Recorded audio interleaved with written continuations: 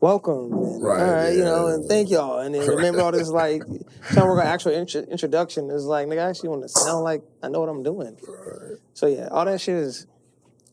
I wasn't ready. I wasn't prepared for that shit. Like I knew it had to be done, but like we just guerrilla styling and shit. So it's just like I'm one of the people like I pay attention. Like if you do something, you have a certain way that you present something, I may see it and I'll replicate it in my own way. Because Right, I may yeah. not know how, but I know how to imitate. So it's like, you know what I Right, yeah, mean? of So it's course, like, yeah. I don't know how to properly do this shit in my own way, but You've seen somebody do it successfully, so you take that and just build off of that. Yeah, like niggas respond to that, so I guess that's how you're supposed to do it. All Right, right, cool, I'm about to do it. So exactly, that's usually how I am. Like I never been a person who niggas taught me shit. I had to like just pick up from information I can grab from free. Like whoever is around me, if I see them doing something, like even coming to like niggas when kids playing basketball, like nigga, my parents had no money for no camps. Nigga, you have to just see Get out bruh there, at the exactly. and just imitate how he Right. broke his shit down. Like okay, I think bruh shifted like this with the handle and took niggas that way. So yeah, it's the same way. But I think that's the best way though, because you literally learn. And that way, I think you learn failure is not a bad thing. I think through that way. Like I think when you learn how to pick shit up, and no one's teaching you how to do it, and you just have to like discover your way through it. I think that's where the most talented creatives are. Like I don't believe niggas who are self-taught with shit. I mean, niggas who are not self-taught, people who are like going through classes and did the book. It's never the same. Because it's no like individuality. I don't know if that's you. Like that's just the way you were programmed to do it. But is that like represent you? Nah, it just represent the shit that you saw in some book or like a formula that somebody else created to make money. Right. Yeah, like do we really know that's what you're supposed to do? Or just wait, Exactly. bruh, is teach you how to do it for that, for how much he charging your parents $450 a month for. When really, that's just how he do it. That's his skill level of what he can do. It's not what's really how it's supposed to be done. So it's like, I think the best way a lot of times is pick shit up guerrilla style, learn it as you go. Because at least then you know how to, you learn how to recover. You learn how to become more resourceful instead of just like going back to your teachings. It's like some shit you just, if you was self-taught, all right, if I fuck up at this, I can just figure it out. Right. And so that's just usually how I like to do it. But we're going to welcome you guys to another episode of A Regular Thing, the pod. I am your player partner, Kodak. Behind the lens, the shape of the God himself, VS. Always sitting back there looking cool on the other side of the pillow. And we missing our co-host, y'all girl, Mari. She has some family things to deal with. Mari, we thinking about you. So we had to just go. It's just a fellas night out. It's just the fellas in here today. We can say what we want. We can burp, talk shit, say misogynist things. You feel me? Be ourselves. We ain't got to be who we are when the women are around. It could be men. I want to burp right now for no reason. I don't know. That's how I'm feeling masculine. But on today's show, we have a dope guest, all-around creative, photographer, artist as far as music, well-traveled brother, a documentarian, event coordinator, a community gatherer. My boy Brandon, how you doing, bro? I'm good, bro. Thanks for having me on, man. For sure. I appreciate you coming through because I went on Brandon's podcast when he was doing his pod. We'll get into all that when we get there, but I was on his pod and I had a lot of fun on his pod. I had a lot of fun. I don't even remember our episode. Man, a lot of that podcast stage of my life, I don't remember a lot. People become like, bro, I remember I was on the show and we did this. I'd be like, bro, I got no recollection of it. I know it happened, of course, right? But it's like the little details of that. I don't remember none of it. It's crazy. I think that was the best part of your pod because it didn't really feel like we was on there like trying to talk about a particular subject. Of course, it was homies, just people you found interesting. I think was dope. Of course. You know what I mean? But it's like I can see how because like you was recording the pod everywhere.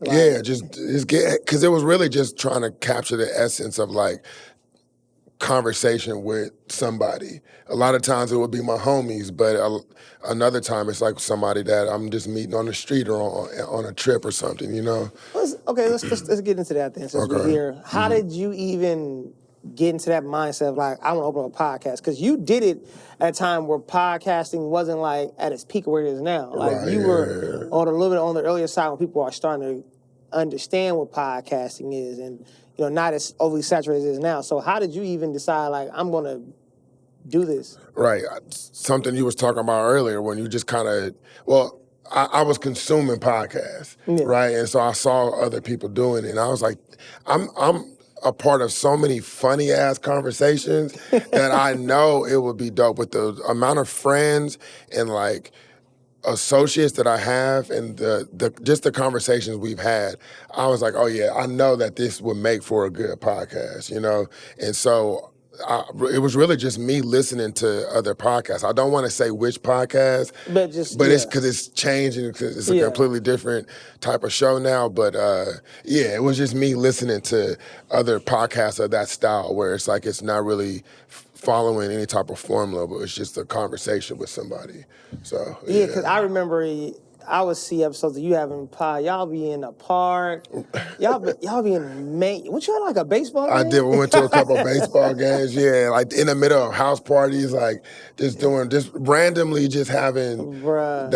But I love that type of shit because that's what I like to do. I like to connect with people. You feel me? And Yeah. So, and the reason why I always called it awkward convos was because it was like a lot of times.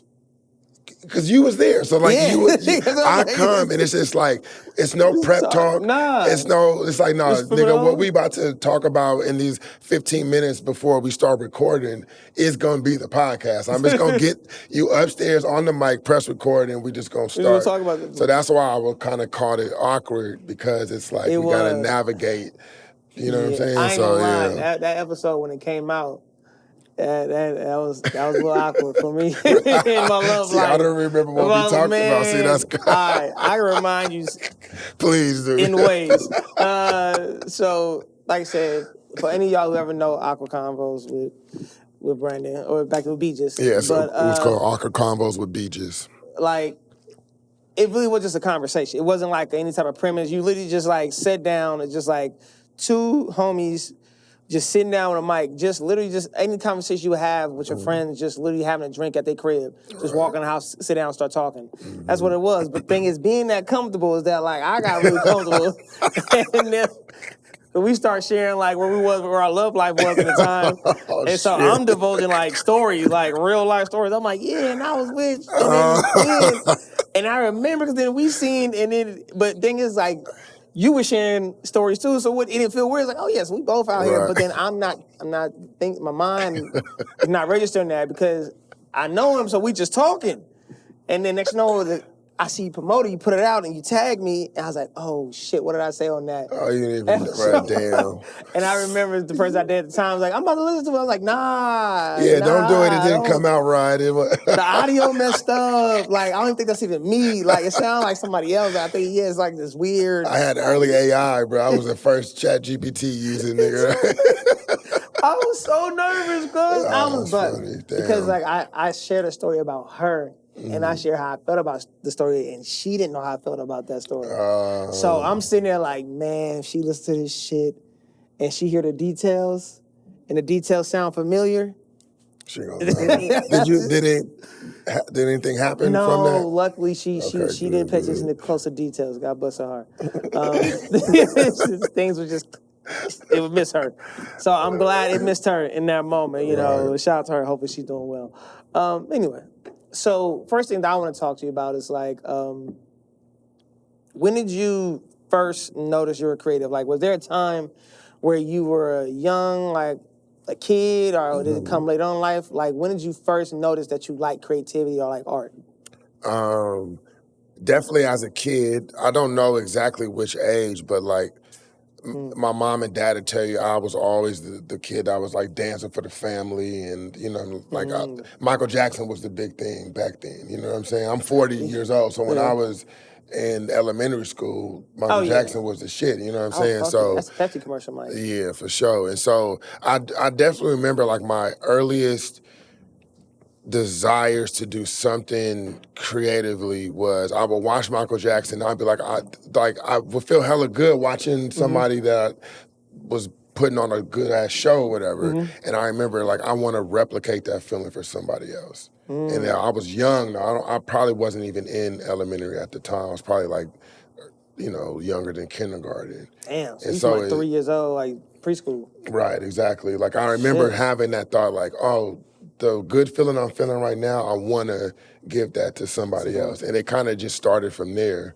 So you was a kid up there dancing, pop locking, Right, in front of everybody trying to moonwalking get and it. shit. Yeah, exactly. Hey, hey, can we talk about that? I don't really fuck with that. That's humiliation to me as a What? child. Cause I hated that, bro. Like cause sometimes they'll pull you out in the most like grimiest, like condition. Pajamas Like, or- yeah, you in pajamas, you sleep. You laying, you got the slide, you got the See, pajamas. I was always the kid, like, they weren't even pulling me out. I was like, I would stop Oh, so you was dinner or okay. the party to be like, look, I'm about to put on a show for y'all. Oh, yeah, so and you like wanted it was, but it was all of us, like me, my brother Abel D. Ross, and then my cousin Rory, we're all within like 3 years of each other. Okay. Right, and so. It was all of us putting on shows and shit. Like me and Rory used to perform in front of my house doing crisscross songs in front of the house. And I remember, like, that's another like super early memory that I have. Like, some girls had walked by. We was probably like, 6 or 7, maybe 8 at this time. And I remember some girls walked by and they stopped to watch us perform. But all we was doing was just doing crisscross. You know what I'm saying? And like I remember them giving us like praise. I don't remember exactly what happened. Yeah, but it was like complimenting y'all for like how good y'all was doing. Exactly. And I'm like, okay, there's like cute girls is walking by now, you know I'm what I'm a saying? dancer. Exactly. I'm And a so dancer. and throughout school, you do like poems and plays and choir and shit like that. So I was always in some type of artistic. Speaking of school, dumbest shit you ever did for a girl when you were younger? The dumbest shit I ever did for a girl. Oh wow, let me think about this. You gonna say it too, BS. Just back to the camera, nigga. I don't even know, bro. Let me think. Like, so we're talking about just in high Yeah, we school. talking about, I'll keep it from junior high to high school. Show That's up, when you kind of know a little bit, but yeah. show up to the Acorn Projects. Ooh. Yeah. Yeah, for y'all who don't know. it's sick out there. Luckily nothing happened, but I remember just being so like horny and just desperate that I was like, you know what, I'm gonna pull up. Yeah, I had some action over there before. Yeah. Couldn't do it. This was I was like 13 too. Yeah. So, yeah. Oh man, we did dumbest thing. I was sick as a dog, bro. I think I had the flu. I left, like, I snuck out. Now I got out of school because I was sick. So that's every kid's dream. You don't want me in school Right, sick. exactly. My dumb ass leave the house in the rain to go up to like some girl high school. Like, I'm dog sick. Like, it's like, The bro, flu. why you even near like that? I'm talking about the heat of the flu. Like, when you still in the thick of that shit. Like, I'm outside on a busting bar outside. Nah, come outside. Come outside. Like, I'm not coming outside. They over there coughing like that. Stupid. Crazy. Stupid. Oh man, dumb. So, why didn't you stick with the dancing then? Why didn't you? Well, it wasn't just dancing. It was just performance in general. performance. It's just doing whatever. I was always just like, I just like being in front of like my friends and shit, doing entertainment type of things. You know what I'm saying? It's like before I started doing music or really had aspirations to do music, I wanted to act. I wanted to be like Will Smith. And so that was like I remember that was like, okay, bam, I'm a be an actor. So you just knew no matter what, you need to be in front of an audience of some type. Exactly, because I would do it at school or just in front of family, and I would always get praise for it. So that shit made me feel good. So I just wanted to chase that shit. Damn. So did your parents not want to put you in like the child acting or the little competition they would have back in the day? I had done some, nothing like crazy, but I auditioned for like an acting agency or something like that. Nothing happened.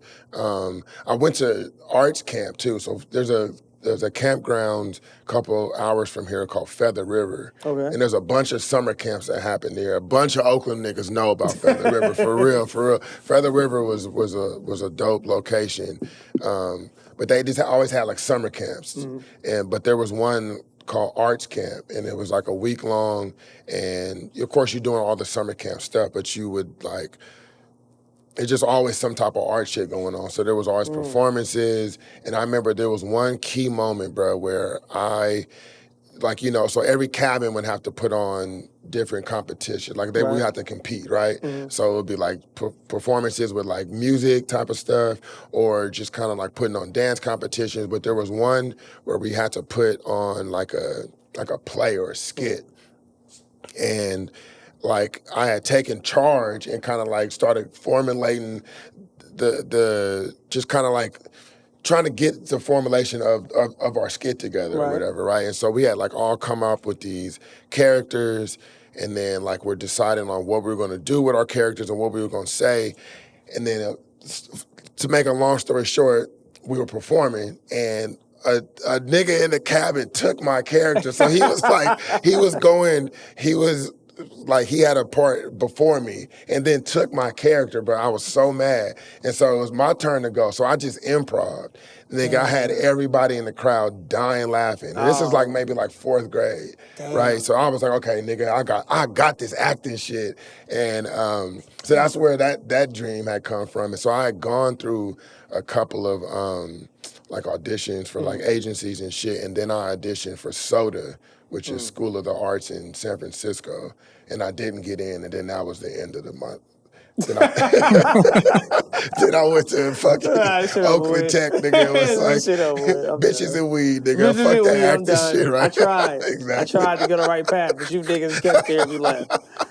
Damn it. Bitches and weed in Oakland. And I know the era you're talking about. That was a good era of bitches and weed. Exactly. Yeah. That was a good era. Damn. So, why you never try for shit like Star Search when you were a kid? Did your parents just not try to audition you? Yeah, we never went that big. It was just, I never. Because you could okay did that at the local little Blockbuster. Remember they had like the little movie shit you do as kids? Yeah, but I don't know. I mean, I wanted to do it, but it wasn't like, I wasn't on it every week or every day, you know what I mean? Did you try to sing, or did you always know? No, I was never a singer. I mean, I did like write raps every now and then, you know what I'm saying? But I didn't start getting into rap until like after high school is when I started. So that came after high school? That was after, yeah. Okay, let's talk about that. And where did that come from? Because you're talking about after, this is college? I didn't go to college, but it's college years. Those years. Right, exactly, yeah. How did you get into something like that? Because usually you always hear the story of like, I was a nigga with the pencil and the pen on the soda machine. Right. And that's when I knew I was the next, you know what I mean? So right. So just kind of even going back further back than high school, you know, I was saying I was always doing stuff because I wrote poems. I remember in like 4th grade, I think I wrote my first rap, and then I tried it again when I was in high school, and both of those times, even though it's very spaced out, I remember I was like, oh, I could do this. You know what I'm saying? I can write a rap. Like, it was, I knew, I saw that. These were the naturally gifted niggas. Right, exactly. Yeah. I mean, if I got it, you know what I'm saying? And so what got me into doing music, so I have best friends that I met in my last year in high school at Mac.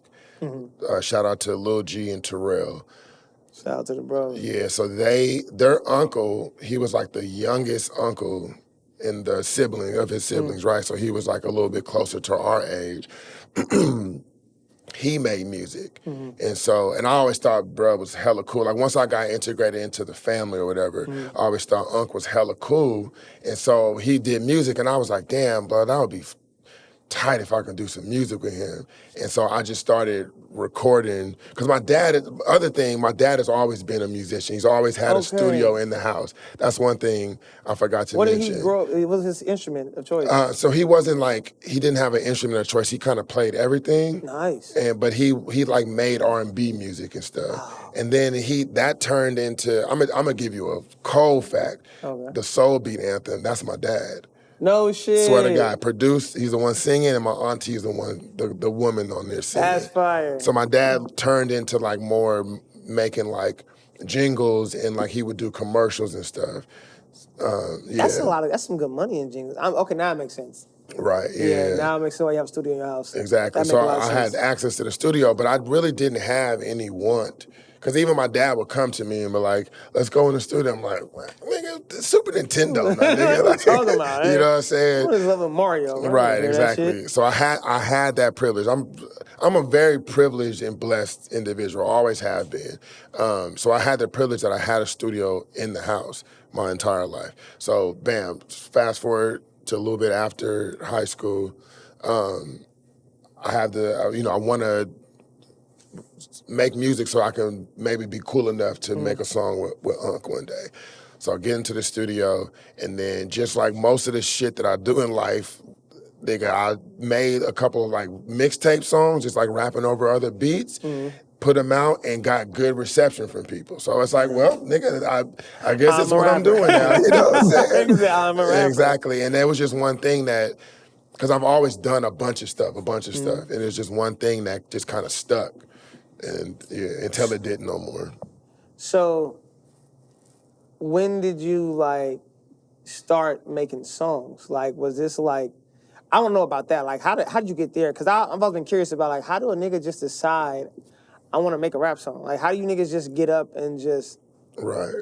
I'm gonna get a beat? Like, we just like how you just like. So, what was your first studio session like? I mean, my first studio session was just me with my dad, just figuring out.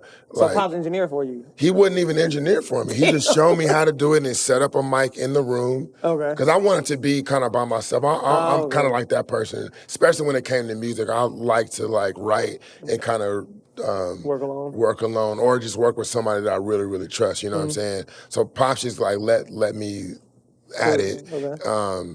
And like I said, I really was just making songs and kind of replicating Tupac, because that's always been my favorite rapper. So I would listen to Tupac and like other songs or other rappers or whatever, and kind of like see when they stopped and when they started. And I never even knew how to count 16 until, like, I knew what a 16 was. I knew people said, oh, I'm gonna spit at 16, but like I had to like count while I was listening to other songs.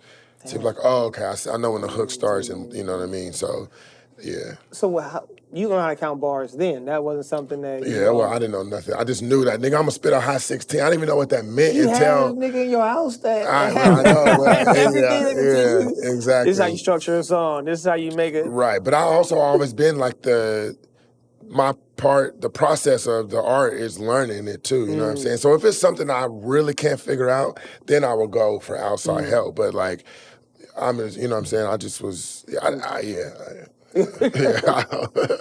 So when it came to you being an artist, why rap? I mean, because you could have did country. You could have did jazz. No, the fuck I could do. No, I think of a Brandon jazz album. Actually, you know what? Like now, if I play instruments, a Brandon jazz album with me singing would probably be fucking fire. Louis Armstrong did it. True. But I mean, it was just the sound of the time, right? Like, hip hop was the number one thing in my life. I wasn't listening to anything but hip hop and R&B. I listen to so much more now, but like growing up, I wasn't really listening to nothing but what was ever on Cameo or The Box. Man, you know what I'm saying? I'd have put a yacht rock record, nigga. A yacht rock. I remember we got yacht rock. Nigga, imagine me in West Oakland, nigga, trying to push a yacht rock album. Like, hey, yo, my nigga, check my yacht rock. Yo, hey, bro, this shit raw, bro. I bet you now it might go, though. Listen. Who's accepted now? Yeah, right, 1,000%. 1,000% right now. You would have sold it, bro. You'd have sold it. Yeah, Niggas probably would have just, niggas would have like sideshow to your yacht rock. But think about it also, the time that I started making music was right when the hyphy movement was going. That's true. So, okay, yeah. But I mean, it was inevitable. Like I was consuming and living a hip hop life. I wasn't, in a you know what I'm saying? Era too. That's a crazy era. Right, it was 2003, like 2003 or 2004, I think is when I dropped my first like play. My God. That was CDs too, huh? So you talking about CDs? Yep. Having still to burn it. CDs, yeah. Did you have to? Did you actually get the actual cover, or did you like print it on paper or cut it out? Nigga, nah. My first mixtape. So my first mixtape was called "In the Mind of Beaches." Okay. Right. I think was it that. Something like that. If it wasn't that specifically, it was in the Mind of Beaches. But I just literally just got the CD and then got the like some art on the CD, like just the letters. You know what I'm saying? I don't think it was until my next mixtape that I got. It was like the clear plastic CD sleeve, and then put those in those. You know what I'm saying? That's when I got like an actual artwork with the front cover and a back cover. I never got to the point where I put out like the jewel cases. Okay. Because I was always broke, nigga. I couldn't afford them goddamn especially in jewel the cases. hyphy era. I mean, nigga. I don't think you used to be buying Jabot jeans and shit like that. Right, exactly. Like, damn, to be an artist in that time, being a young artist in that time, what was that shit like? Because I mean, like, now, like I said, we have, distros, digital distro and all that shit. You guys are doing CDs. There, you doing shows, real shows. Right. You actually got to sell tickets. You know what I mean? Like, shit don't spread as fast. You really have to like really work your area. So like, what was that shit like being 18, 19, 20? I don't know. For me, it was fun. It's just what it was at the time, right? But I was also lucky. So I lied. I started a little bit after the hyphy movement was really going. I think I didn't start like putting out music until it was 2008, because I remember it was the year that my daughter was born. Okay. So I started rapping during the hyphy movement, but I didn't start like putting it together as a business until I think it was if it wasn't 2008, it was 2009. It was January of one of those years. I remember that's when I had my first real show, Fresh Steps at Lucas with my brother Ross, and D Nas was Lucas Lounge. Fresh, that's crazy. That's a blast from the past. Oh yeah. But to answer your question, my bad. To answer your question, I was lucky that I was kind of in that realm where like Twitter was popping. So even though I had to still press up CDs and like still push tickets and like push for my section, the online presence shit was really going. You know what I'm saying? It was hard to like get on iTunes and shit, but like I was able to really work my movement through Twitter. That's when Twitter was fun. You said what? That's when Twitter was fun. Exactly. That's where I know you from. You talking about Twitter? That's you why talking about like I know your handle Tumblr? on Twitter. That's for real, like Beaches? Yeah. Yeah, okay, wow, that's crazy. That's wild. You talking about, man. That was back when, and I was wild on Twitter. I never was a Tumblr dude. I had a Tumblr, but I was never the Tumblr dude. I wish I kind of was though. Tumblr was going down. It was weird. It was like artsy, but freaky too. It was hella weird. Right. But like a lot of like a lot of really dope creative niggas now who are like them niggas are more on Tumblr. Right. Yeah. Just on some just a tag and a page. Just like it really served any real general purpose. When you get on there, you think about it, like it wasn't. It's kind of like what Instagram was, as far as like just posting up videos and shit. Like, but it's like it wasn't nothing that like Twitter was engaging. Like, you know what I mean? You can actually add, such and such. You know what I mean? So Twitter was popping. Everybody, Bro, Twitter was popping. You'd be on Twitter for hours. I was a fiend of that shit. Hours. I was crazy. I wasn't doing no work. Right, nigga, just scrolling like. We went down. It was on. Well, you talking to people everywhere. That's when you was talking to people like your Wiz Khalifa's and people like that. Right, exactly. Like just on there and Facebook and shit like that. Like it wasn't like this weird. Like before social media came where it is now, where it was a thing to be in touch with an artist or something like that. Back then, no. So like, it was not. It's crazy. I know a bunch of people who know this, certain artists who are popping now, they knew them on Twitter and Facebook early and was DMing them and talking to them and was cool with them early in their careers and all that shit. So that was a special time to be there. Twitter was integral for everything I got going on right now. Like people to this day was still, I'd be like, how the fuck do I know you? I know you from Twitter, bro. Like, oh damn. Like I go back with hella people like that I know in real life. Damn. Yeah, and I remember the first time like locally shit was cool because I would always just congregate with people or whatever. But I went to South by Southwest in 2013 and somebody recognized me from Twitter while I was in South by Southwest. That's and I was huge. like, damn, that's crazy. That's crazy. And of course I was doing music, but I wasn't on no shit. Like I just was out there peddling CDs, getting CDs off and shit. Damn. And was out a party and somebody was like, you that beet juice? I was like, nigga, I could die tomorrow. I'd be hella happy. Somebody recognized me. Exactly, man. Millions. That shit was that was integral. Yeah. So where did the name B just come from? Right, so my name's Brandon. People always call me B for short. And then I just had one homie, Terrell, the homie that I said had the uncle. He would, every time I would like show up, he would just be like, Beeges. He wouldn't call me Beeges, but he would just use it as a way to like announce me or some shit. I don't know. That was crazy. Yeah, Okay. and then I was going through like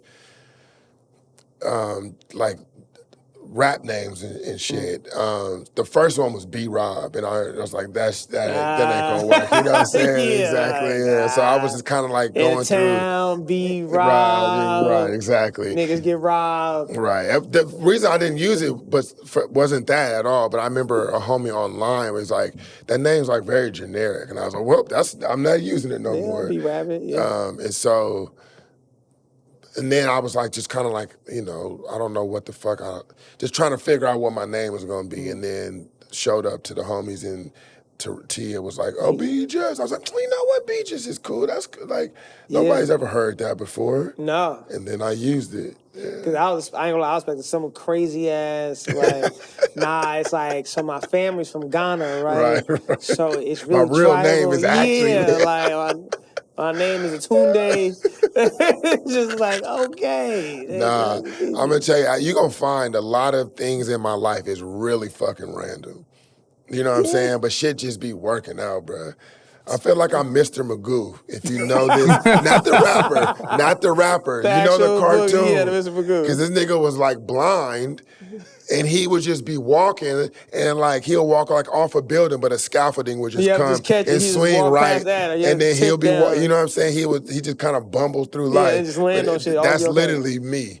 You just always be okay. It just be like, just kind of, I'm not religious, but like give it up to God. You know what I'm saying? It's just gonna work out. A lot of things in my life has been that way. Yeah, because like all the things you've done, like that's part of the reason why I wanted you to come is because like I want to know the origin of a lot of the stuff you've done because it's just like it's not random. It's just different sets of talent. There's like how did one person decide to do all these things and why? And like, you know, just the curiosity of how you webbed it together. Like how did you get from one creative process to the next? Because you have to still put your all or at least a lot of your talent into something for it to be good. Right. You know what I mean? And you've made good shit and great shit for a while. So it's like, okay, how do you just how do you switch? How do you just divide yourself and decide, I'm going to be good at this, I'm going to be good at this now, I'm going to be good at this too? I be chasing joy.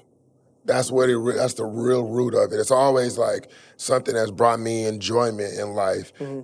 I would do performances in front of my family.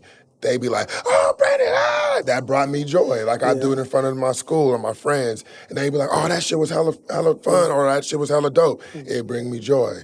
I'd listen to music or I would watch people perform and be like, I want to replicate that. I feel joy right now. I want other people to feel that way. Doing music, people would be like, bro, like you was gassing that shit. That would bring me joy. And that's really all it all boils down to. So you say it's like your superpower is that you have the ability to bring people joy? Because it seemed like if that's been the main currency that you've chased throughout this process or this journey of you being a creative, would you say that's like your superpower is that you have the ability to bring people joy? I think so, yeah. I'm very like narcissistic too. You feel me? I love like, that. I love and so it's narcissism. like it's about my joy. I'm like hella selfish with my joy. I love saying fuck them niggas. Right, exactly, 1,000%. But I also see like, you know, being a father. I was a father at 23. You would notice that I would notice that if I wasn't happy when I'm around my child, she's not getting the vibrant son type of fun feeling dad, you know what I'm saying? Like, so it would be integral for my life and the people in my life for me to be happy because I can bring happiness to them. So yeah, I would say that's one of my superpowers for sure. That's dope. Yeah. That's not easy to do. Like, I was talking to a homie of mine, he was talking about how like, you know, you just have those moments, especially as men. A lot of times men, we don't really know how to, a lot of us don't know how to pour into ourselves or, you know, be like, hey, bro, I'm proud of you. Like, to yourself, like, I'm proud of you, bro. Like, and so, like, I took for granted my energy or what space I take up in the room. And so he had to kind of remind me, like, you know what I mean? Like, people come to the events you put on, the things you do because of you. It's not because of the building or because the people that's a part of it is you. Yeah, 100%. Like, when you put out the event, is you are inviting them. Right. Yeah. So they're going to show up for you. You know what I mean? You are the light. You are that beacon. You are that magnet in the room. Like, don't downplay or take for granted what you possess and what you carry when you walk into a room, or the place you hold with people, or what high regard they may hold you. Like, don't ever take that for granted. Like, that's real. Somebody may see you and we come to anything you're doing because you are a good person, or it's safe at your space, or you're a good time, or you have good energy. Yeah. So that resonates what you said of just like with your daughter, like, because you always hear that children are, they're the most innocent creatures on this earth, and how children are, they pick up on energies very genuinely. You know, that's why you see a baby will cry with somebody else opposed to they won't with that person, because it's something about their energy they resonate with, and they feel a little more pure, while they can probably sense somebody's demon or trauma over here. You know what I mean? So what you saying that you had to like check your aura, check your energy around your child, because you understood that she could pick up on this. Right. If I'm not happy, she's not happy. I'm going to be grumpy. I'm going to be short with her. Like, nobody deserves that type of shit. You know what I'm saying? So you got to be happy. And through my 20s, I wasn't that happy. Like, a lot of people go through their lows in life. You feel me? In my 20s, I look back, and that was when I was lowest mentally. And so when to my 30s, I'm 40 now, I just turned 40. So, like, I'm in big, like, reflective mode right now. You know what I'm saying? So my 30s was so much happier. But I also made a very conscious decision to be selfish as fuck with my joy. And so, yeah, so that kind of leads into the other chapter and like where I'm at in life now, you know what I'm saying? It's tough to do that shit, because I saw Janelle Monáe. She did an interview with Angie Martinez, and she was talking about how just things she do, like how she has to choose joy. She has to choose to be happy certain days, because, like, you know, you'll get up and that day is not your best day. It's not, for whatever reason, whatever circumstances, life happens, shit goes on, you know, you're the main character in your movie, you know, you got to have some turbulence. But it's like, you have to choose to have a good day. Like, she would say how she would choose, like, not today. Today's not going to be a day I'm going to be this negative person. I'm not going to walk around with an attitude. Today, I'm going to have a good day. Regardless of what's going on, I choose to have a good day. You know what I mean? And she would say how the mental, the power that was to be able to be the type of person who decides what's going to tear down a day and what's not. It's a level of control that most of us don't have. You know what I mean? To really fight those mental battles and decide, like, I'm going to be good today, or I'm not going to reflect externally what's going on internally. Yeah. You know what I mean? So how'd you deal with being in that space in your 20s, though? Like, was the music saving you? Was the music thing that was... Absolutely fucking not. No. That's not. That shit wasn't doing that, nigga. It wasn't that at all. I was fucked up. It's just such a crazy transition, and I'll get there. So when my 20s, bro, so I never did like the therapy thing, right? But I'm very, very self-aware. So I knew that like something's not right. Because I shouldn't be like feeling this down. I shouldn't be feeling so like insecure and things like that. You know what I'm saying? So I would just do our researching online and just do exercises that would help with just like being present. Because I can go on a fucking rabbit hole and a spiral of just like negative thoughts. Same. You know what I'm saying? And so a lot of those times I just be like, no, like snap out of it. Like, there's a light right there. There's a Black Panther right there. This table is black. I do things like that. You know what I'm saying? And just kind of just work on certain situations like that. Be present. Right. And one of the main things that would make me unhappy and down on myself if I wasn't being productive, if I was like just being lazy and like not, I would get, you know what I'm saying? So I noticed that. It's like, no, like get to work, my nigga. Like, work on the music and shit, you know what I'm saying? Or just work on whatever it is that you got going on, and that would help a lot too. That's dope. Yeah, I had to figure out those things. Shout out to Sharon, Bay therapist. She would like, there's certain things she was talking, we interviewed her, and one thing she was talking about how like when she deals with her, any of her like mental illnesses, like her, you know, the things you come with, like when anxiety is high or things of that nature, she would the tools that she would use, she would always like speak out loud. And I tried it one time. when I was having like, it was, because I was like, she was like, yeah, I'll just be like, anxiety, I know that's you, Okay, like, right. chill the fuck out.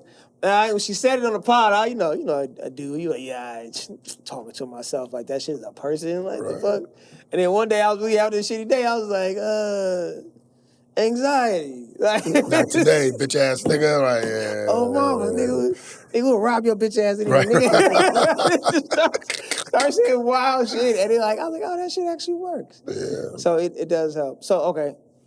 So the music didn't do shit.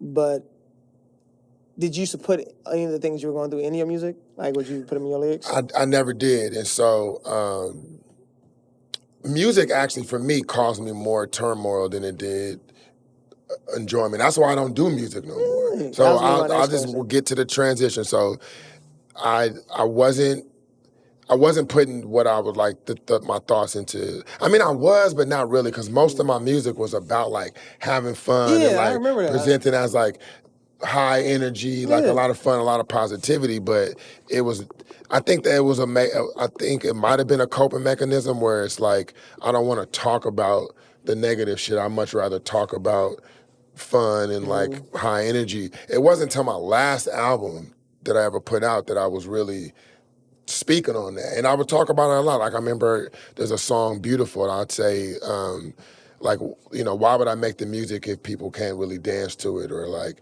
why would I talk about my problems? But I also know that, nigga, I got, my daughter's happy, I got everything I really need in life, so why the fuck am I even feeling unhappy? Like, you know what I'm saying? Then I found travel. Right, I remember taking my first trip. I've always wanted to travel as a kid. I'm a Sagittarius. I always wanted new. I've always wanted to go on adventures and shit. And so through my 20s, I remember I wanted to travel hella much. Financially, just couldn't do it. Couldn't find the time to do it because I was a single father, working jobs and shit. Finally took my first trip at 32, okay? I went with a bunch of friends. We had a hella fun. We went to Tokyo. Because I was like finally taking my first trip, nigga was exhausting the research, like on researching Tokyo. Everything I could find about Tokyo, nigga, I found that shit within a month and a half. You feel me? And I think I bought the tickets 6 months in advance. Okay, so within the first month, nigga, I have already researched all of Tokyo. So then within my research, I found that people go places by themselves. I was like, oh shit, that like, talk about an adventure, nigga. That seemed like the biggest adventure I could ever go on, is just leave by myself with a backpack and figure it out. So even, nigga, before I left for Tokyo, I bought a ticket to Thailand for 7 months later. Because I was like, no, there's no way that I'm about to like not make this happen. Like, this is everything I've always wanted to do as far as like the adventure side of my wants and desires, you feel me? So Tokyo happens, hella fun. While I was in Tokyo, I had a falling out with my main producer, basically like my road dog in the music. We had a pretty big falling out. So this all happens like, we kind of get into it before I leave for Tokyo. No, actually, the falling out happened before I left for Tokyo. So I go to Tokyo, and I'm kind of like in this mode of like, I don't really know what's gonna happen musically when I get back, but like, nigga, Tokyo shit is crazy. So a little bit before I had went to Tokyo, I signed a distribution deal through Empire. Okay. For Too Much Slap. But we had to put a pause on it because of what was going on with the falling out, right? So all this happened, so I get back, bam, main producer no longer working with him. So I'm like, okay, I gotta like figure something out. So some months go by. Of course, I had already like built a repertoire of like friends and like music producers, but it was just a complete switch because I was just used to like solely working with one person. And then, so it was just a complete switch in the dynamic. Worked with some other producers, started working on another album, but went to Thailand. I forgot where I was going, my bad.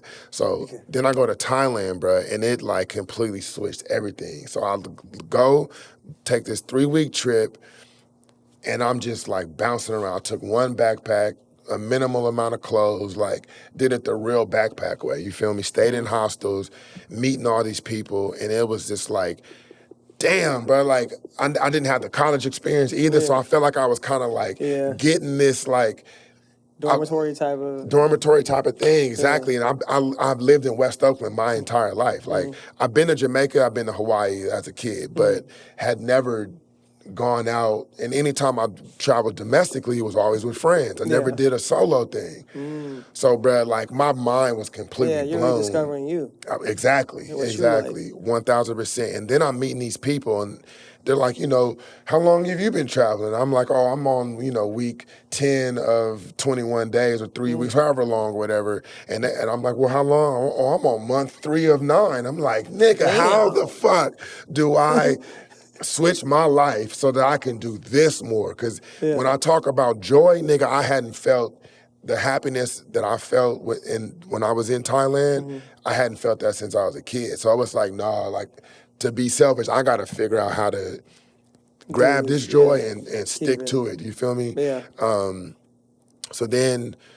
That's I forgot where we even started, but when you like, I enjoy you saying about that because like when I'm now as somebody who's just watching, who knows you, who's just watching on social media, it's just like, all right, be traveling, all right, cool. Like keep going. Months go by, be traveling again. Right? Like, good for B. Maybe he's got some PTO signed up. Right. This nigga been going for a while. Right. It's been 2 weeks. All right, like maybe he just, it's just like at a certain point you like, this nigga coming back? Right. He's been going for a minute. And then you come back and you when we see you, like I said, you look refreshed. You look like you just came from having the most amazing day at the spa. You just got like a full body massage and it was and this beautiful girl and you know what I mean, sure you just had one of them days. It was like, this was a good day, nigga. But you coming from traveling. So it's like, as someone who's watching from that perspective, like it's very inspiring to see the journey because I do remember that. I remember Tokyo trip because I remember you took your daughter back and you took your pops with you before, right? No, my dad was on a much, much later trip. My daughter went on my second time to Tokyo. Yes. So the first time was when I went like with Dage, Anthony Dragons, Faves, like a bunch of, it was like 7 of us. Yep. Right, yeah. And so now that you've met the people who have now showed you like, oh no, I'm going for 9 months.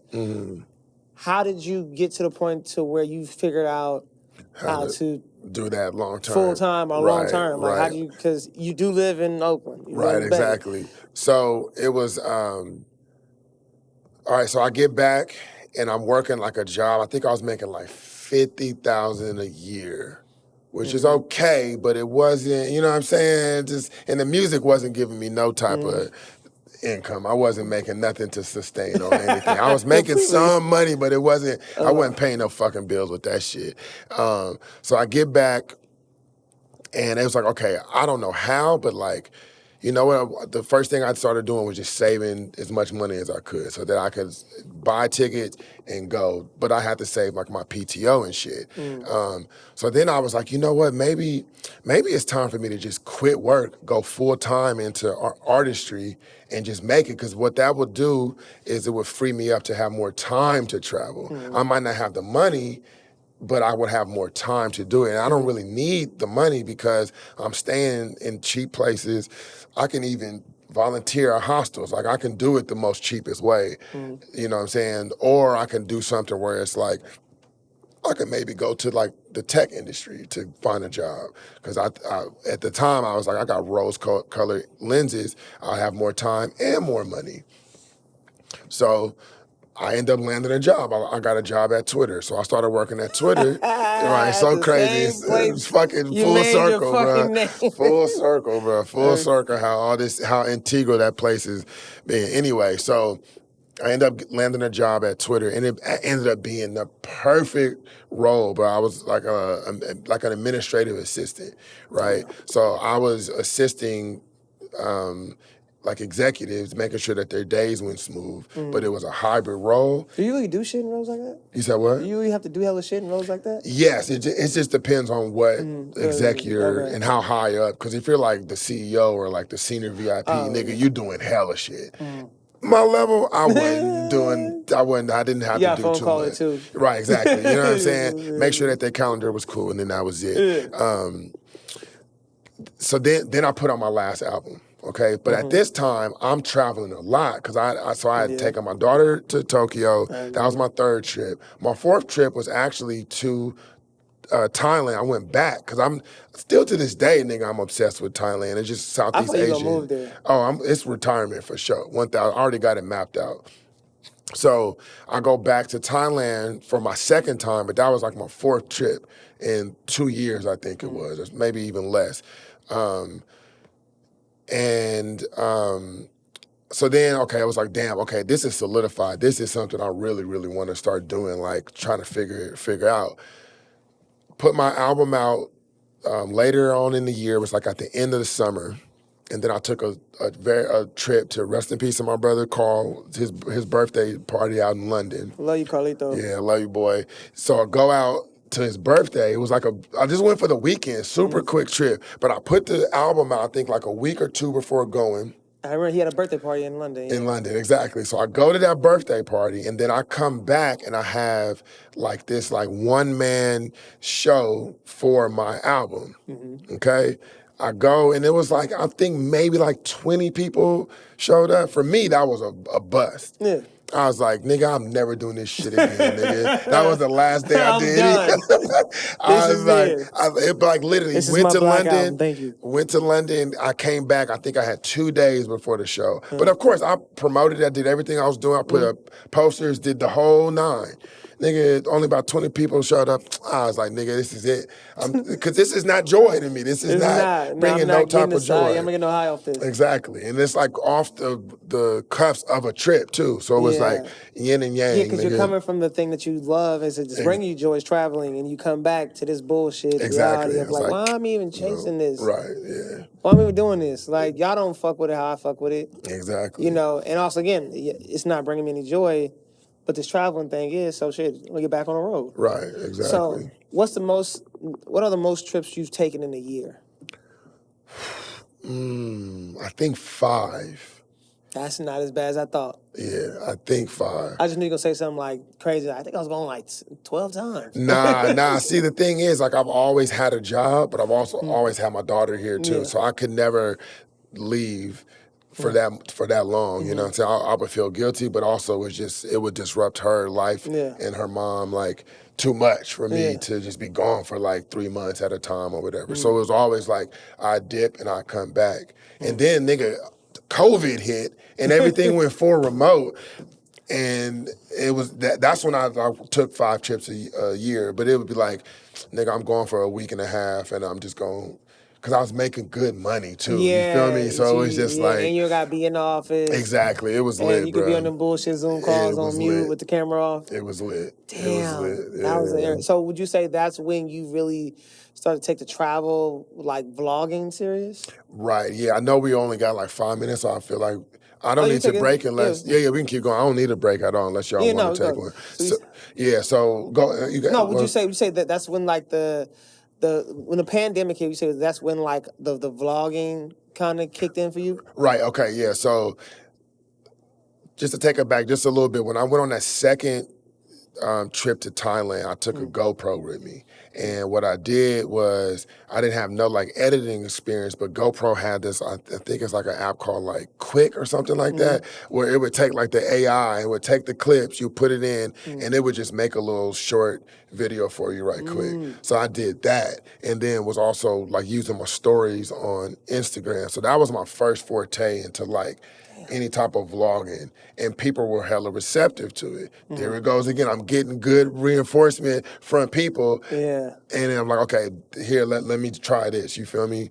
And it's also me replicating, like seeing people travel and do vlogs and like give information. It's like, that's useful. I know I could do it. Let me try to like kind of replicate that. Yeah, I especially like when you always input like budgeting, because you're letting people know like, yeah, you may see me doing all this amazing stuff, but it's not as expensive as you think it is. I know, because like, a lot of times, like, I remember I was trying to tell my homies, like, I had a trip plan. I was going to go through Europe and stuff. And I was trying to get some of my homies to come on, like, yo, let's do this, go through Europe, let's try this shit. Like, like you said, just had that curiosity about the world. Just want to be more adventurous. And so you try to bring your friends along, you know. And especially in our community, people don't tend to view traveling as something that we all can do in different places. They tend to think that somehow if it's not the United States or Africa, why the fuck are we going as black people? Right. You know, if it's the United States, Africa, or the Caribbean, why are we going? Right. You know what I mean? Like, I had my home, but I was like, I think I might try to, I'm going to go through, like, London, then I'm going to go to France, and he's just like, we going to stay? I'm staying, like, hostels.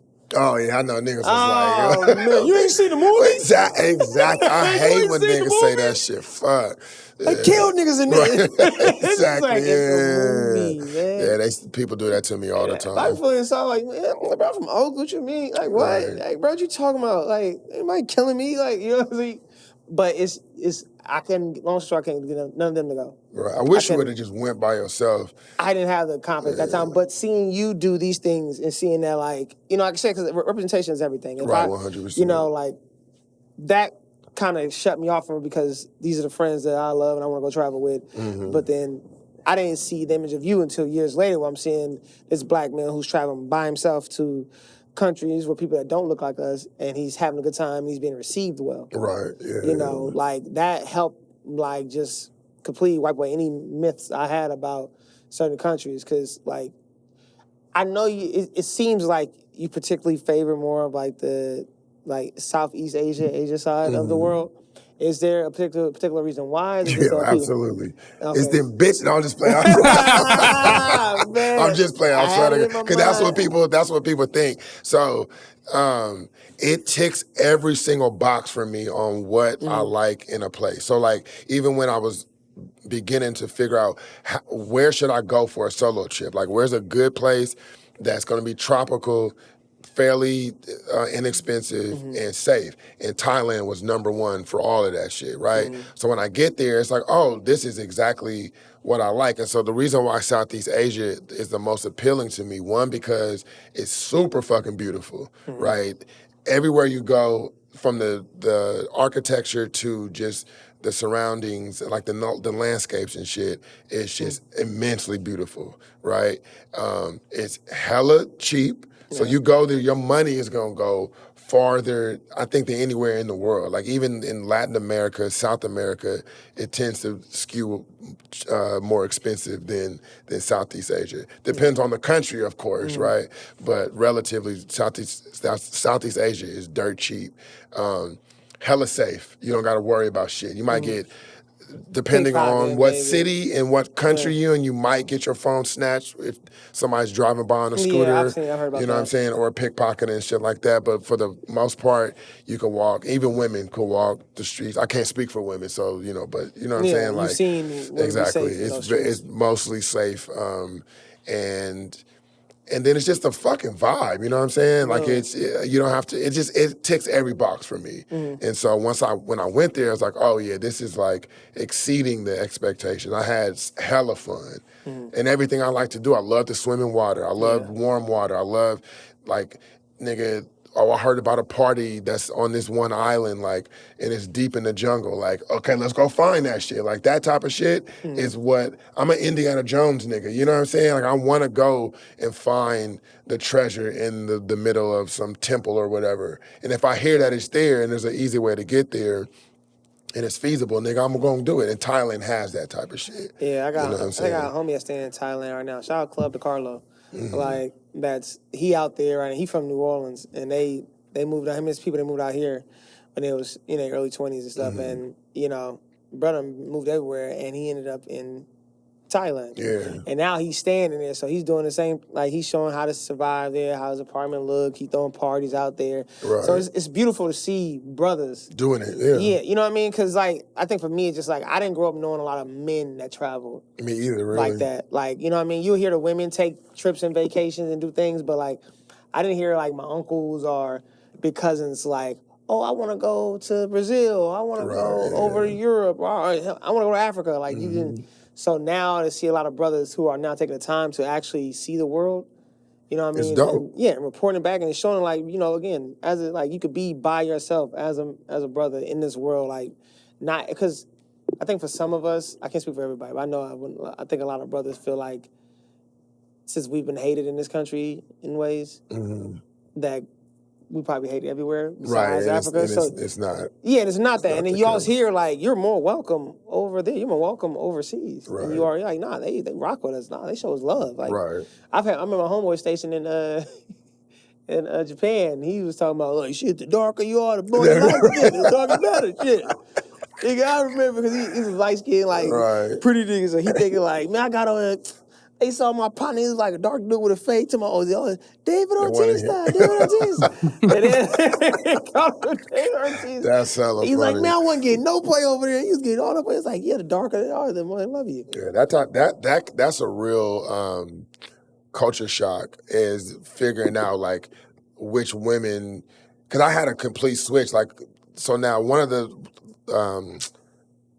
I would say, I don't even like the negatives in staying in hostels is a lot of Europeans, right? And they tend to really just rock with it. And I don't know like racism shit, but like I remember thinking I'm gonna be out there just smashing shit, and it wasn't the case. I'm like, what, nigga? I'm used to like where the black man is the exactly like I'm black, right? Exactly. So it was kind of like a culture shock. Like, oh, it's just different styles for different people, which you know this, but when you don't get it until you get that real world situation, you know what I'm saying?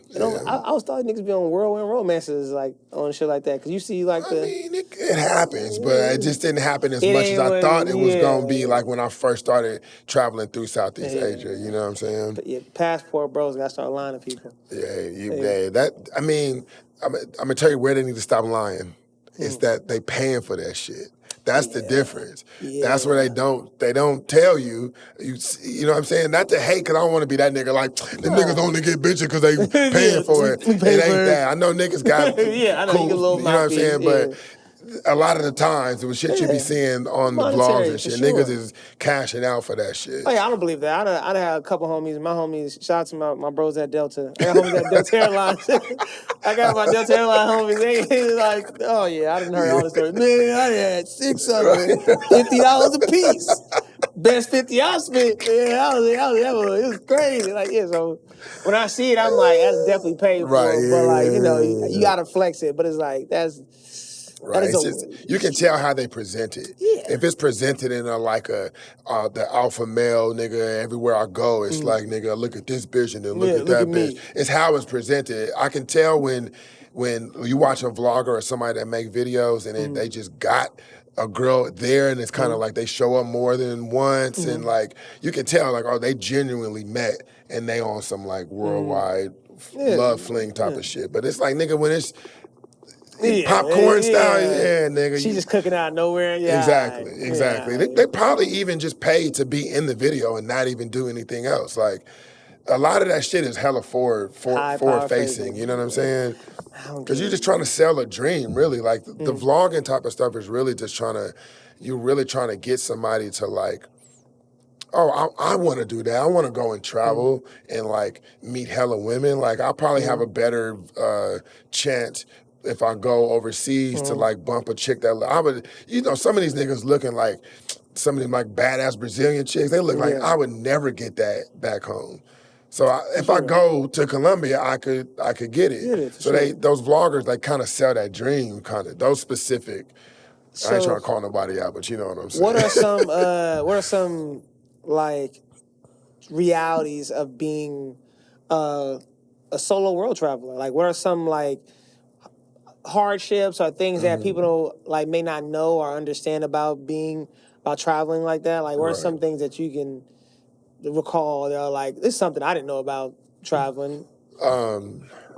There's 2 things that come to mind when you bring it up. One, it might not be that surprising, but like it can get lonely sometimes, right? Because although depending on where you're at, you meet people all the time. Like, I've gone month-long trips and have traveled through countries with people for 2 fucking weeks.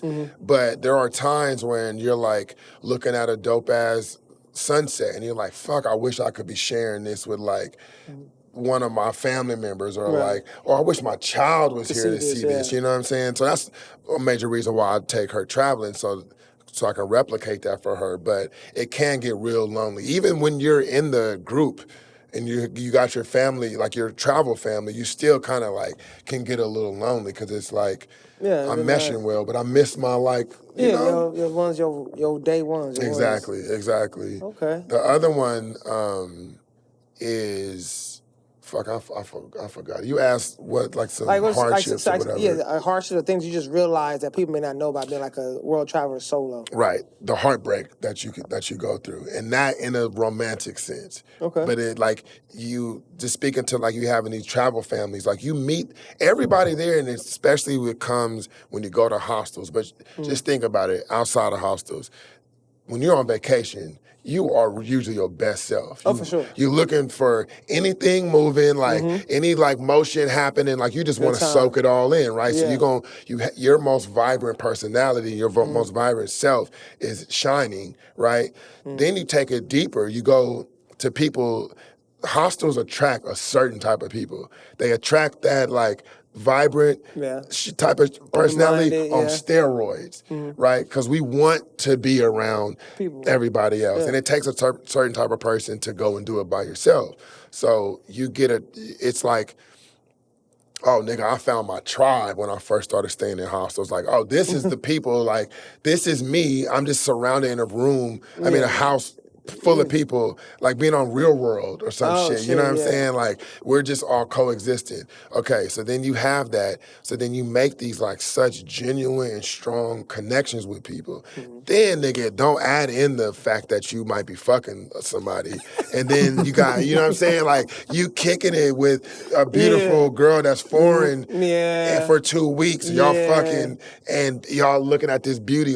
It's so many layers to it. But you just meet these people, and then because you're going a different area of the country, they're going a different area of the country, you then got to say goodbye. Damn. You know what I'm saying? So not even on a romantic sense, but some of your best partners, nigga, bro, we've been rocking for 2 weeks, and now I got to say bye to my best friend, and you know what I'm saying? Fuck. Then you go through it, and it's bro, I've been heartbroken, nigga, 1,000 times on one trip. So, would you ever do music again? And I ask that just because now you actually have a story that's unique to you that you could probably put in more introspective, not chasing I gotta be this. Right. You can just share that. It's different. Right, yeah. Okay, so you can never say never, right? But my answer is fuck though. Still fuck them niggas. You never say never though. I do every now and then. I get the urge, and I've even sat down to write, and it just wasn't flowing how I needed to. It's just kind of, I don't want to work through resistance type of shit. You know what I'm saying? I'm being selfish with my joy. So I don't know. You never know. So when it comes to those moments, because now I'm thinking about I'm an empath, so think about that. If you're encountering people where it's I do believe that life is a series of moments. I believe that we have these momentary things with people, even though it may occur over and over with the same person, but we'll never have this moment again.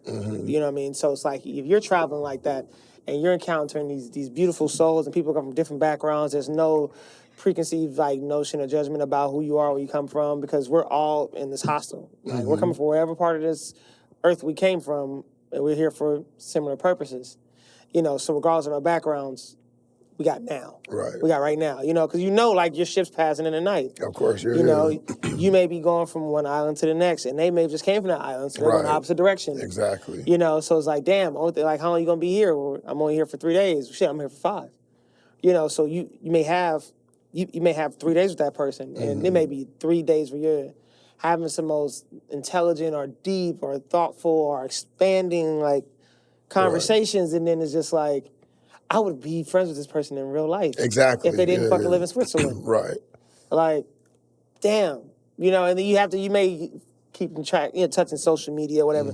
But it's not like when we were out in that hostel, in that place. And exactly, at that party or just sitting watching that sunset or whatever, exactly. Yeah, and also, being that you're traveling, you're backpack traveling, everybody's thinking minimalist. Right. So it's really just about the meal of the day, the drink for the day.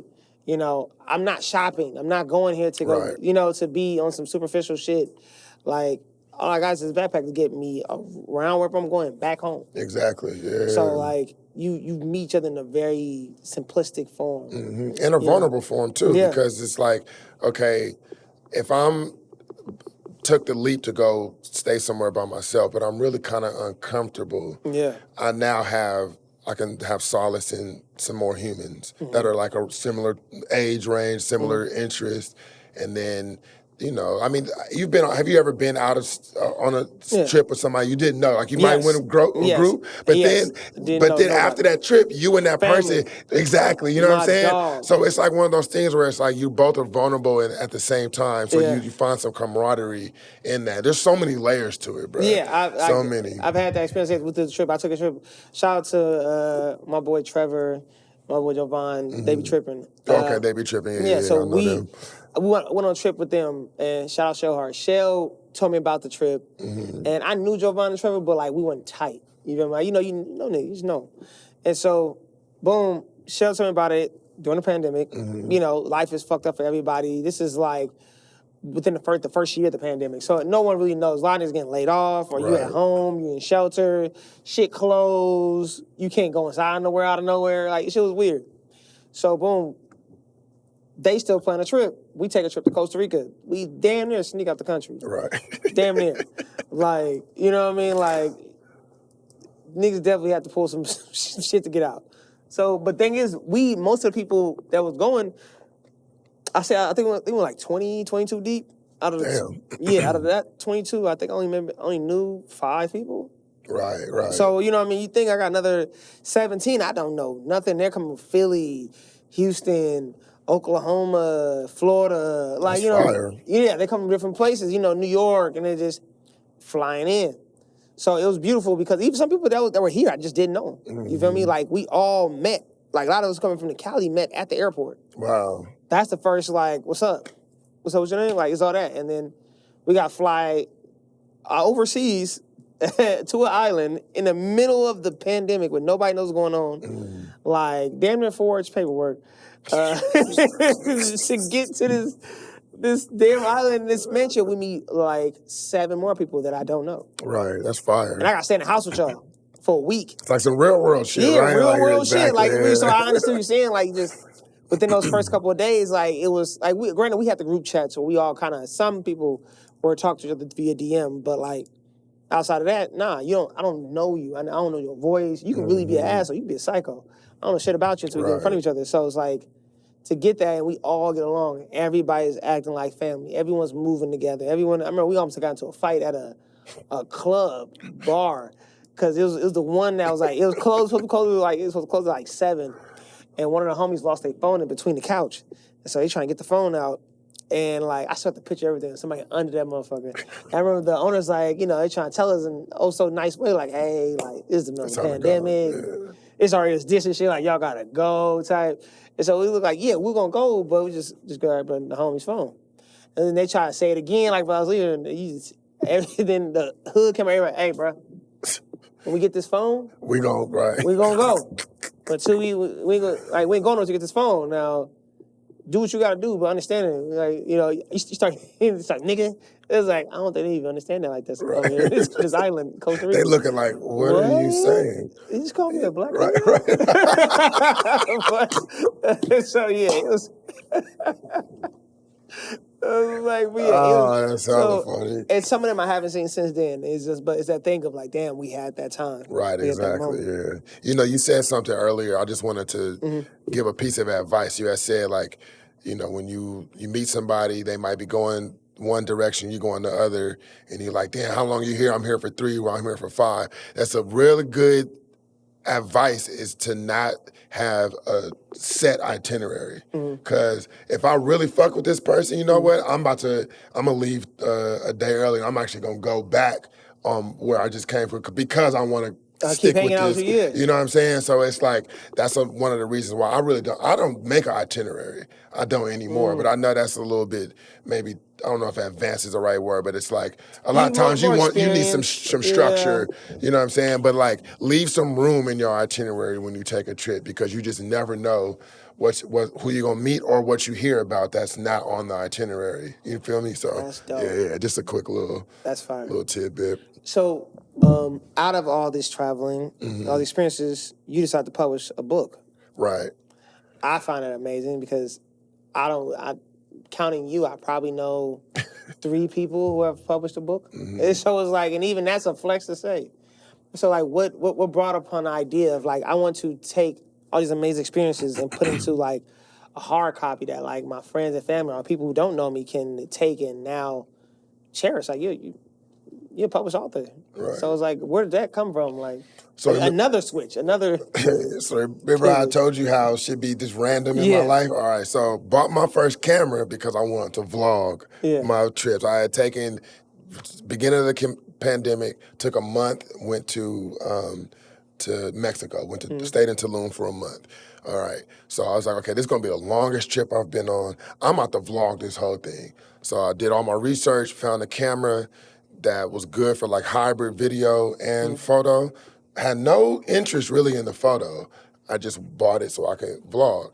But since I had it, I'm like, well, fuck it. I might as well. Yeah. You feel me? And I've taken photos throughout my life. It was another thing that I kind of like done. My mom kept a Polaroid, not a Polaroid, but like a 35 millimeter point and shoot in my hand for trips and shit. And then with my iPhone growing up with my daughter, learned how to compose, just taking pictures of her. All right, bam. So fast forward to, I get my camera, take that month-long trip, realize I don't want to vlog, nigga. That shit. I don't want to do this. What it was, it took enjoyment away because I was more focused on like instead of walking to the cenote, I had to like film it and then talk about the shit and then do all this extra shit.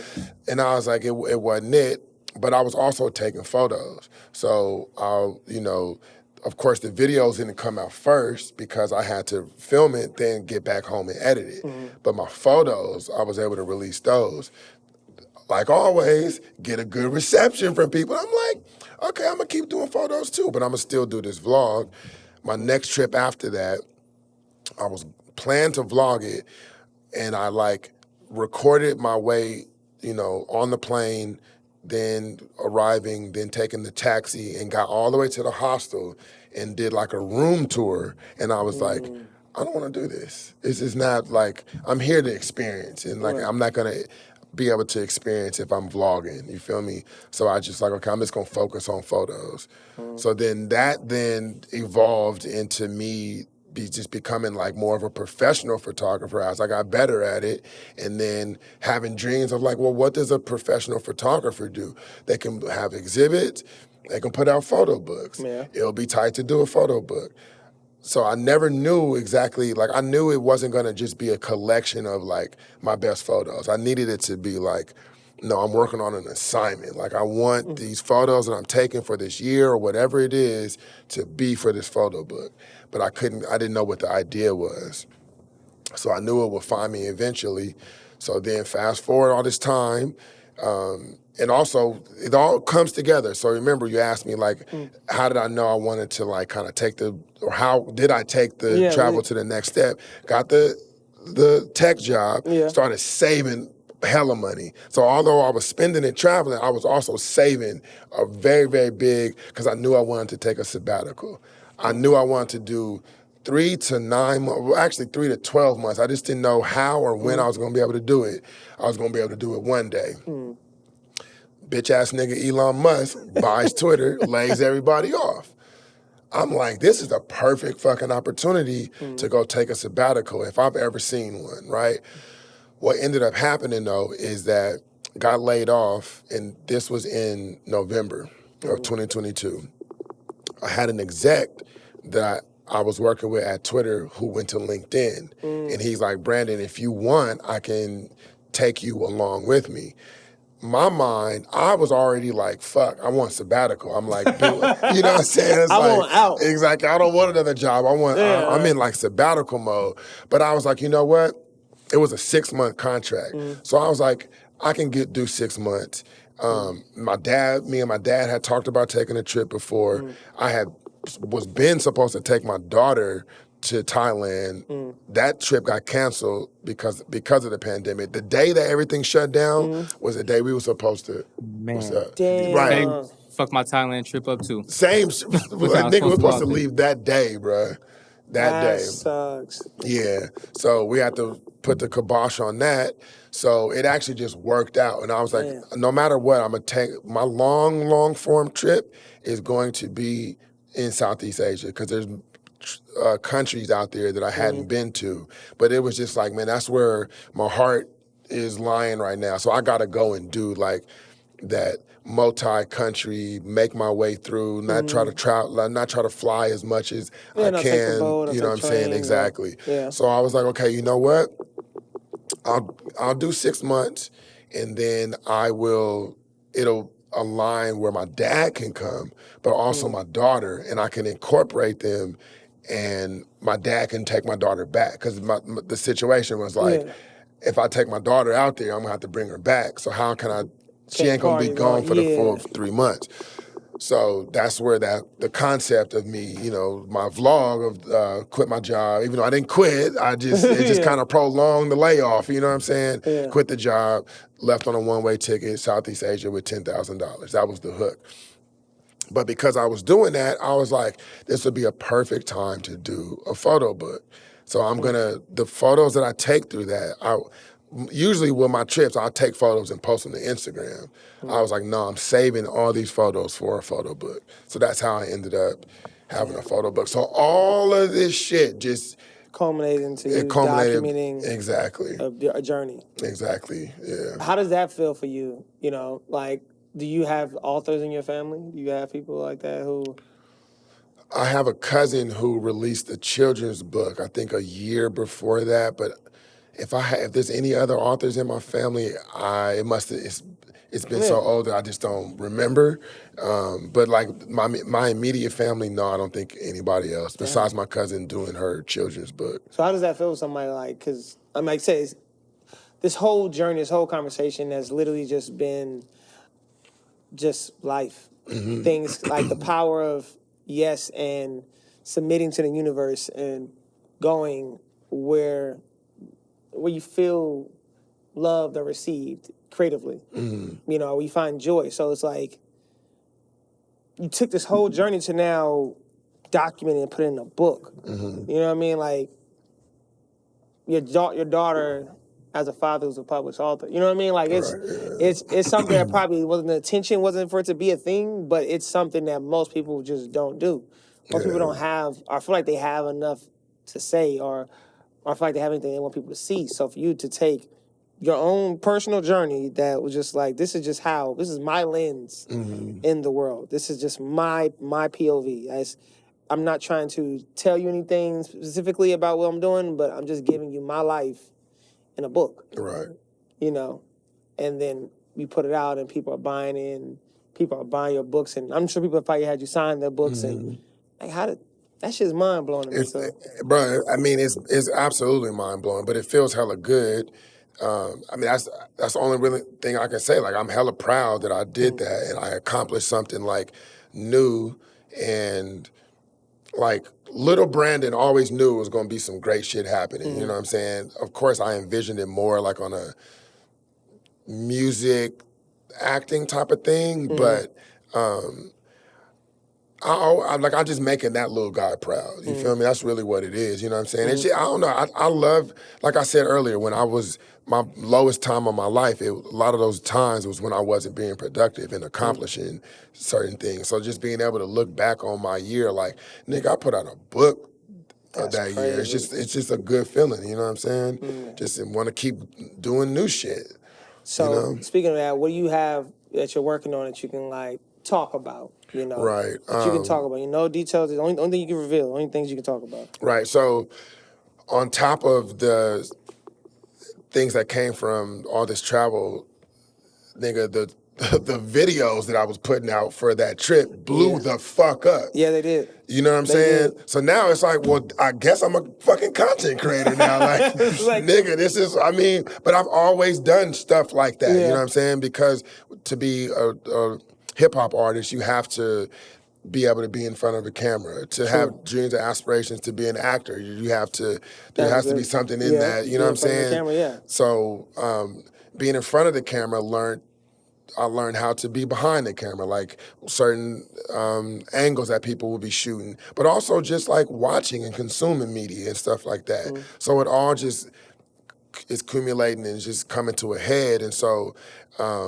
right now it's really just like focusing on doing fun shit, putting myself into position to do fun shit so that I can showcase it and give it back to the world. And my real dreams with this, like, traveling as a business, it's really to like, I mean, I want to be Anthony Bourdain, right? I just want to be a nigga that's doing some cool shit, showing the world. But I'm not like a foodie. So my thing is just like, in reality, I've noticed that there's a void because when I travel, I don't see people that look like me. Yes. There's black people that travel, but they're not in the hostels. No. And the ones that are, it's very rare. You know what I'm saying? That I meet another black American. I have before, but a lot of them are like African by way of Europe. So it's just more in that culture to travel that way. So that you'll more run into like European black. I don't know if that's, you know what I'm saying? Yeah, like, me like somebody who's from Senegalese but was raised in France. Right, exactly. So so they have the French accent, they grew up in France, they know French culture, you know, all that, but like, you're Senegalese, but you're from, Exactly. So same thing. And that's why my videos blew the fuck up, is because like, niggas was like, you could quit your job and just leave, like, that's what fucked me up on a one-way ticket, like, that's a thing? That's what fucked me up. You know what what I'm saying? So, like, because what you're doing is, you're showing our people, like, I don't know, like, y'all don't have to do these things y'all think y'all have to do. Y'all been programmed, you don't have to be this type of person. Right. You can decide that, like, I want to live in the world. Exactly. I want to travel the world. And I don't want to be somebody who works a 9 to 5 and is just trying to accumulate all this wealth to sit on it and not be happy. Right. I want to go and jump off a fucking cliff. I want to backpack across these mountains. I want, you know what I mean? Like, whatever I want to do, I want to do it. And I want to do it my way. Right. And I want to be happy.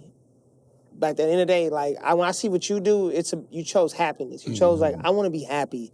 This makes me happy. And, like, Dame Dash, funny enough quoting Dame Dash, Dame Dash said that, find something that you would do for free and then find a way to get paid at it. Right. So you're doing that. You 100%. know what I mean? And that's, a lot of people don't do that. So that's just fire to me. Yeah. So my last question before we get out of here, it's been burning like a hole in my brain. Oh, shit. When you play dodgeball, you hook the ball a certain way. This ain't got nothing to do with y'all. It's not educational. This is for me only. When you hook the ball and you release it, why do you release from behind your back, therefore disguising to the victim in front of you that they have no idea where you're throwing this bitch from? Because the point is to hit him, motherfucker. Like, he has the sneakiest fastball in dodgeball history, bro. If all y'all play dodgeball your whole life, he has the sneakiest dodgeball fastball I've ever seen in my life. Because he throws like a pitcher, bro. Like, he literally, like a pitcher on the mound. It's from behind the back, and he brings it over his head. But you don't know when it's released. So you see that arm flare up. Right. The arm's are here, but the ball's here.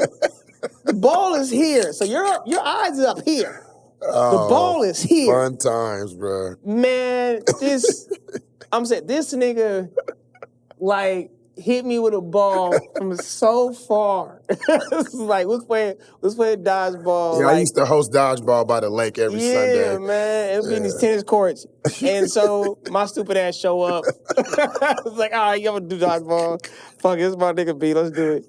So I show up. We look, everybody nice and fun. Everybody all dabbing, you cool. And he's a great host. Amazing host. He make you feel good, warm, welcome. Yeah, you doing cool shit. You got the camera out, your little photo. You think, oh, nice. This is a positive community event. Until the game begins. Exactly. And we didn't have the foam balls. We had those rubber the kick rubber balls. Exactly. Old school. bing. You gonna hear that I'm about to sound. say that one distinct sound. You know exactly right. It's like, bro. And I remember this nigga was killing. He was killing, like, bro. He'll run to the line, nigga, shit. like a pitcher. He stepped and throws it from behind the back like a slider or something. But that motherfucker it curves. And they're like the Matrix, like it just curves. We used to have hella fun doing that shit. Man, I was gonna get a ball. I went to the end of the game. I think I'm cool, bro. I'm running out, grab the ball, nigga. Soon I got a ball. Ow! I'm so far away. And I see him like, out! Just like, bro. I'm not even nowhere near this. I'm way, like, to get for where I was, VS, the accuracy to get that ball there and to, like, have it chest, like, shoulder line. Yeah, we used to have hella fun playing that shit. I need to run that back, actually. No, you don't, bro. The way you throw that ball, it'll frustrate you, man. It'll frustrate you. We used to have somebody on there. This was like a couple years before we did it when you played. It's a big-ass, stocky white dude used to play water polo. Like, he grew up playing water polo. You did not want to be on the opposite team from him. No, because he... Oh. Bro, but he was a big ass nigga too. That boy was. Yeah, that was abuse. Yeah, for sure. Yeah, I never wanted him. I was like, "Hey, Brett, come on, bro, come on. We got him. Exactly. No, we got him. All right, I'm gonna get out of here. So this has been another episode of Regular Thing Podcast. You know what I mean? Thank you guys for tuning in. I want to thank my brother B for coming to sit down and talk with us. Like, I'm so glad I caught you in town because the man's a world traveler. So you damn near got checked. You know what I mean? Once again, this is your Play Upon the Kodak. Behind the lens is my good brother VS, who would be usually is y'all favorite girl, Mari, man. We'll catch y'all another episode. Y'all be smooth. Peace and ease.